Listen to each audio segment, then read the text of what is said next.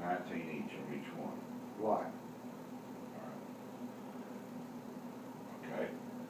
So as we launched, we had no weather radar on the OV-10, so we were just weaving back and forth between thunderstorms and lightning strikes trying to get to the target area. Once you approach the target area, it was easy to find, even though the area had just been committed to us and neither of us had experience of it, because of all the explosions going on in the compound, all the muzzle flashes around the compound. So we checked in with the ground commander, and he gave a situation, said he had only 120 men left and all the rest of them killed. And fleeing Dragon Lady Hill, they spiked two of the 105 howitzers and destroyed them, but they were killed or fled before they could spike the third 105 howitzer. So that was the most devastating fire, 700 meters to their west, and they were taking direct hits from the 105. So we rolled in on the 105 Shet Pass and silenced that gun. We later find out the gunmen had been killed and were chained to the 105. Who did? The gunmen. Okay. The gunmen on the 105 had been killed and chained to the 105. Found their bodies. So the North Vietnamese had chained their own Okay. guys to it to keep them from fleeing from the Right. artillery and from y'all. Okay. Right. This was a big political and military plum because the Paris peace talks were going on, and if the North Vietnamese could take Moduc, they would cut Highway 1, the only highway between Da Nang and Saigon. They would effectively cut South Vietnam in half. So that was a big political decision, a military decision. So they had allocated a reinforced NVA regiment of 3,000 men to attack the 275-man compound.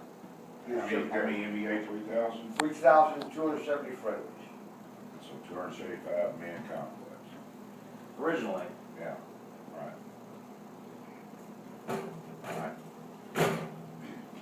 So we rolled off that and started requesting naval destroyers to come down and help us with naval artillery fire. They arrived soon. We started directing their fire, and we were directing the fire of another Firebird from South Modoc, and the ground commander had us direct the fire to explode directly over his head. He was directing the fire directly on his position. So we directed that fire, and then the fighters started showing up. The first set of fighters was the flight of Air Force 4 F4s, and I briefed them on the target, and briefed them on the aircraft potential, and all that stuff, on the aircraft potential. And lead rolled in, I guess it was a pucker factor. He missed the target by 700 meters. And I told him to pull off and hold high. And I got on the horn with we got on the horn with the ground commander to see what the collateral damage was. He says, no problem. He dropped all his bombs in a big village trash pile. So it just set that on fire. So we were very fortunate there. So there's 25,000 refugees in that village just to the west of the Modoc headquarters compound. The enemy had centered 5 51 caliber machine guns in that village, so they knew they were we couldn't attack them without the risk of hurting civilians. It's really great. I breached 2 and 3 and 4, and I told them I'd be flying at 700 feet, and told them to come in with lights off at 500 feet and hit the target, make one pass and haul ass. The aircraft fire was just too high to risk more than one pass. So they came in, all 3 of them were right on target. And I felt the lead. What was this, an F4? 4 Air Force F4. Right, so you told them to come in at 700 feet and make one pass. Come in and make at 500 feet. I was at 700 feet with my lights on. told him to come in and lights out at 500 feet. And, So what time, this was nighttime? 6 minutes. yeah, it's all this happened at night until about Well, the the morning red light's blinking, We and lost it says at PC, I 9:50. don't know why. of night, September 16th. Alright, come in 700 feet, go lights out at 500, Right. and make one pass. One pass all that. And after they put their bombs on the target, I figured Lee had enough units damaged. And so, I cleared him in for the same pass. Who was one this pass, now? all that. Who, And who was this that you, after that? Lee, Lee. the lead of the F4. And he put his second one of the bombs right down the target. Well, you know, it kind of.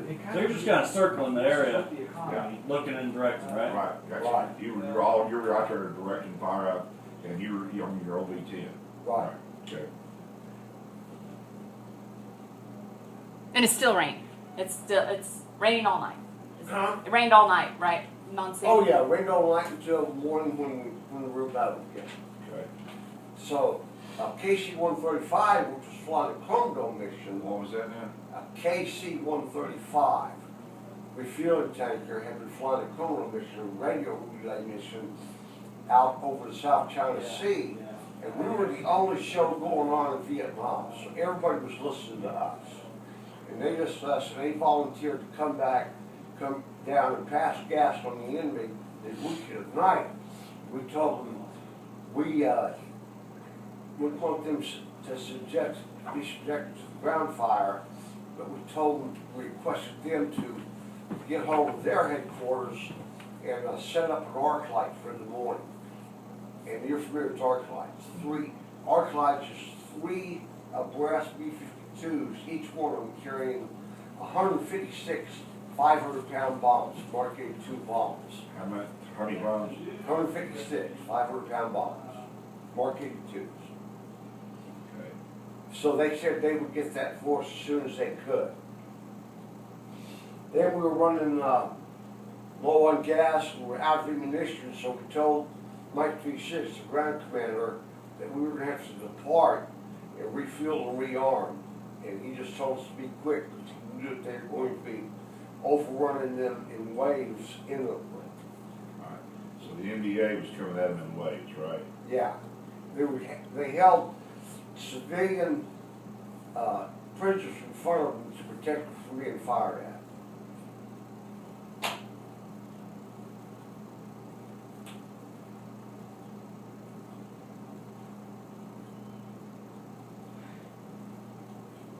Okay.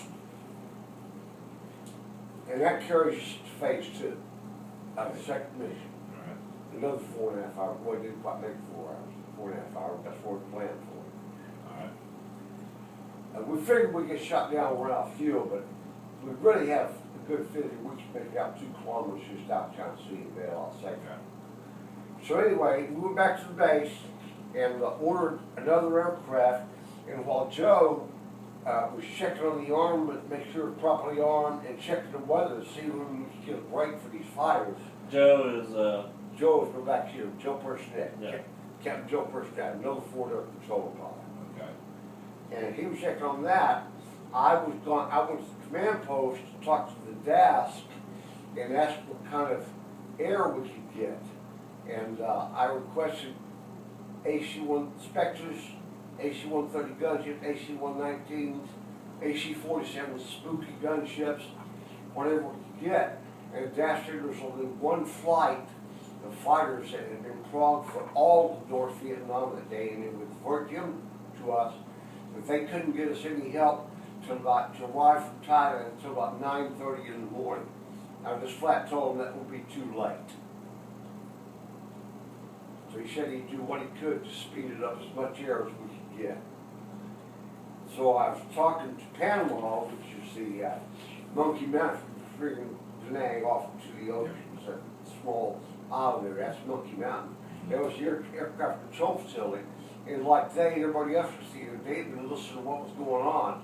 And Captain Steve Gray answered the phone and had jumped ahead of me and had been coordinating with the United States Navy for 2 full aircraft carriers full of fighters. And he said, all they want to know is how you want them armed. I said, wall to wall Mark 82s and plenty of 20 Mike. Wall to You got wall to tell me what they are. Mark, what now? Mark 82, 500-pound bombs. All right. What do you mean wall to wall? It's loaded up. Covered the under wings on both sides. Oh, okay. And plenty of 20 Mike, 20 millimeter cannon. So I asked Steve what time it 20 millimeter cannon. 20 millimeter cannon. Okay. So I asked Steve what time we expect him on station, and he says the Navy told they thought they had the first aircraft in the target area by 6:30 in the morning. He asked me if I could hold out till then, and I just told him we just have to hold out till then because we didn't have any other air coming, so we needed that.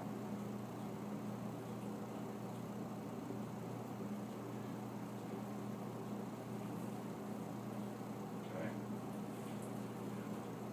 So after only an hour on the ground, we launched back into it. The weather was a little better. What time of day is this now? 2 o'clock in the morning, Okay. about 2:30 in the morning. Okay. And we headed back towards the target area, and Mike 36 was just so relieved to hear from us because they were coming at him in waves, Okay. and so we started to. That's the commander on the Yeah, post? Mike 36, Yeah. Major Bill Collier. Okay. All right. Ground commander coming in waves. Didn't he say 30 minutes? Hey, Dad, can you hold on for a sec? Yeah. We're running out of tape here. We need to swap them out. Yeah. Just stop recording. I can just stop Okay, I'll take a potty break. Okay. My neck's getting tight. Just thinking about it all. That's just crazy to me that, I mean, all these guys, I mean, yeah, but everybody else is over there. They're all just kids, yeah. Yeah. All just kids. Well, I was one of my World War II guys. He ended up being the waist gunner on a bomber, World War II. And they called him Pops because he was 26. And he was the oldest guy in the plane, in the crew. Right. And the pilot and the co-pilot were both 19. So, That's nuts. well, that was near the end of the war. So, Yeah. you know, Yeah, George Bush was 17, I think. He He was- was at 17 when he was flying in the Navy. yeah, young guy too.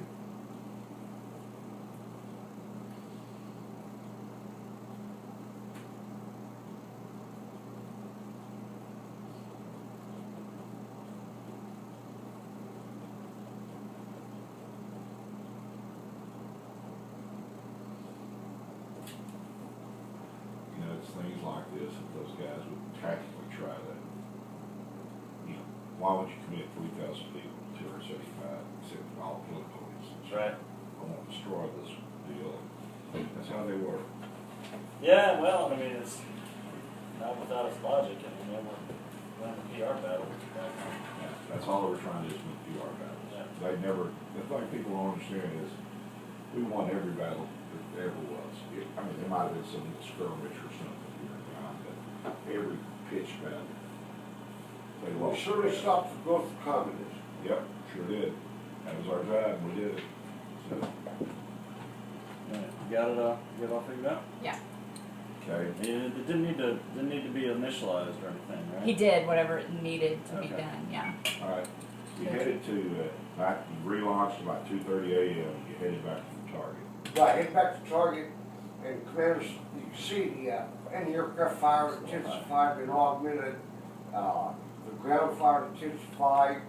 They were taking 40 mortar rounds and 122 millimeter rocket rounds per minute into the compound. So we counted one time, there were 9 mortars firing simultaneously. So they're taking 40 Rocket and mortar hits. mortar hits per hour, per Minute. minute. Yeah. All right. So the only flight of fighters who could get that night has been diverted from the north ride, and we directed them on those mortar and rocket fire was in. and then we were firing our own ordnance out too. All right, you directed them to the mortar fire. Yeah. And you can tell when you're ready to OV10, the muzzle flashes and stuff where these. Oh, yeah, right.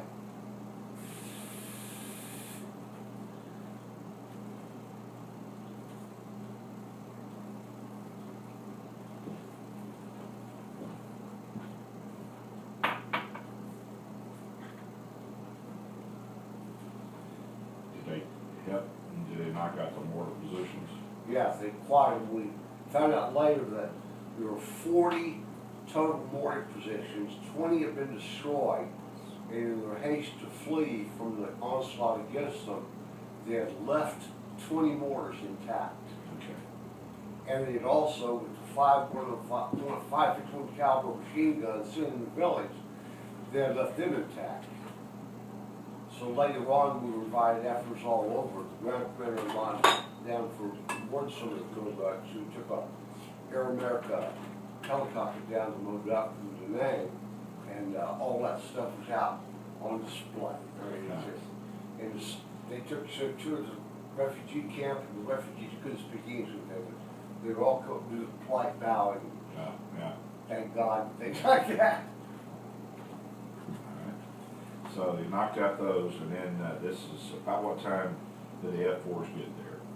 Air Force got there about 3:30, Alright, and then that was all the attack fighters we had. okay. And so, You had about 3 hours left of gas at that point? that's right, we had about 3 hours left of gas, and the fighters weren't going to be there for another, the Navy fighters wouldn't be there from the aircraft carriers, wouldn't be there for 2 hours. So we kept making rockets, strafing, and flechette passes, trying to silence guns, and then it started to be twilight, and the weather started to improve a little bit, and I was making one strafing pass, and I pulled off where I saw 16 VA in a field, so I rolled upside down and shot a flechette rocket at him. I pulled back up again, it was like 6 toy soldiers down, all falling down.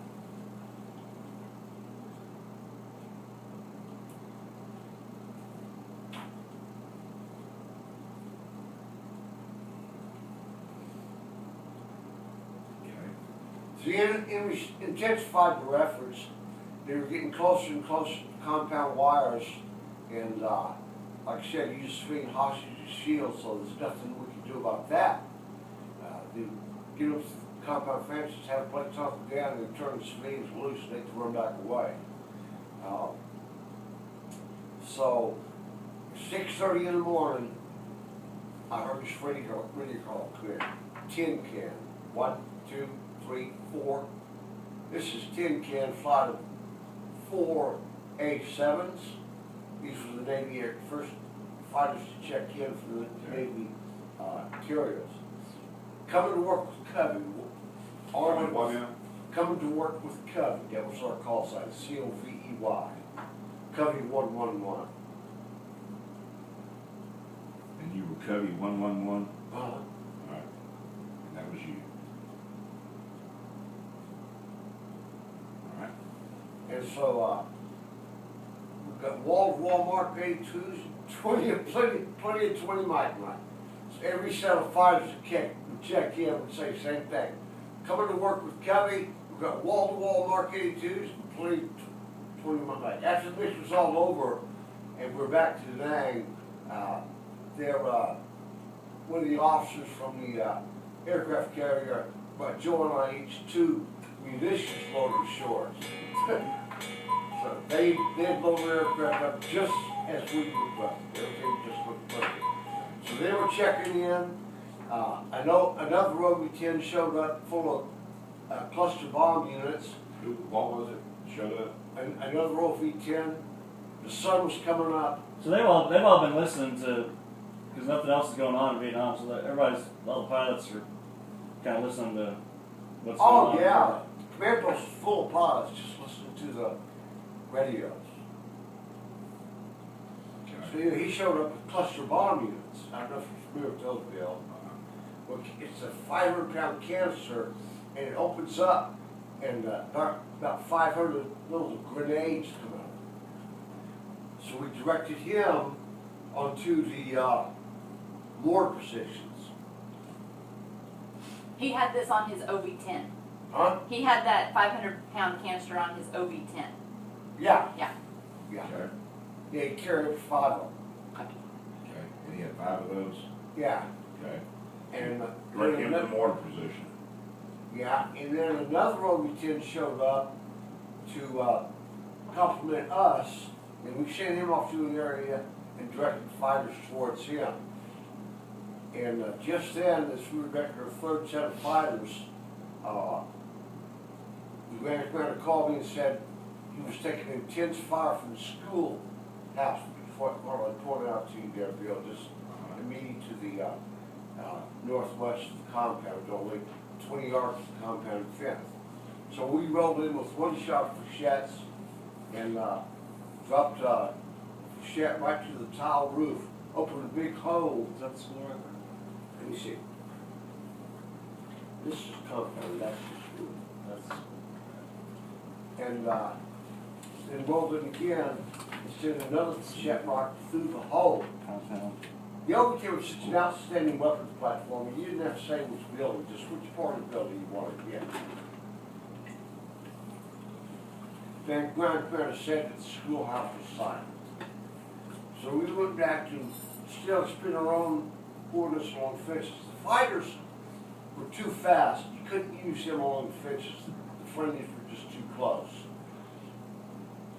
The friendlies was only 30 and 40 meters away from the attacking hostile force. But anyway, we were directed, at that time there was like 6 sets of fighters in the area, 3 OV-10s, naval gunfire, friendly support artillery, and our own internal ordnance, and everything was going at once. About the time we're ready to direct another set of fighters in, as the Grand Commander says, Covey, I need your strafe now. So he was being, everybody was like, push overrun, because they knew that if they didn't overrun it then, they were running out of chance, opportunities. So Covey, I need your strafe now. And so we rolled in and started strafing them, and they had broken through the perimeter fence within 25 feet of Mike 36's position. So we were killed within 25 feet of the friendlies. He later estimated, well, he didn't estimate, he counted 265 bodies in the fence bar that we had killed. And the villagers had estimated they'd taken away 400 to 500 dead and wounded soldiers out of the battle area. Anyway, so we were rolling in, making all the passes, and the NVA knew that if they could knock us down as forward air controller, there should be no on-scene commander. So they were, the ground crew told us they were putting all the aircraft in the aircraft building directly onto our airplane, and in fact, had taken 82mm mortars and they tried to use them in anti-aircraft role, which is unheard of. So they directed all their fire at you. Right. Okay.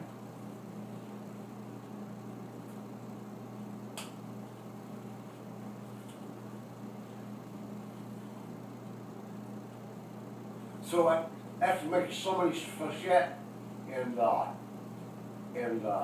strafing patches, it broke the enemy, and so they were in retreat, and but they got us. We had made many passes and were, the OV-10 was very bad. The place was the Unions, the 2 renovators. It was very good for battle. It could take a lot of battle enemies. And we were taking hits on every patch and feel the pings in the airplane from the 51 caliber and the smaller ones. And one went right through my left canopy and out the right side of my canopy, a 51 caliber shell. And I pull up from the target, and Joe thought I was hit. I said, Rich, you all right? And I said, yeah, Joe. Gosh, we could make it back to Nang. I sure would have myself a nice war souvenir of this canopy. That's what I was thinking. They were about to die. I was thinking that. So that went to the canopy of the plane. Went to my canopy, front canopy, and passed out the right side. You come with the canopy on your helmet or on the plane? On the plane, okay, all right. All right, okay. And a 51 caliber, that comes out of some kind of a Machine gun. machine. Yeah, Oh, big machine caliber gun. Machine gun, Okay. yeah, Yeah. big shots. So, So anyway, they made him 51.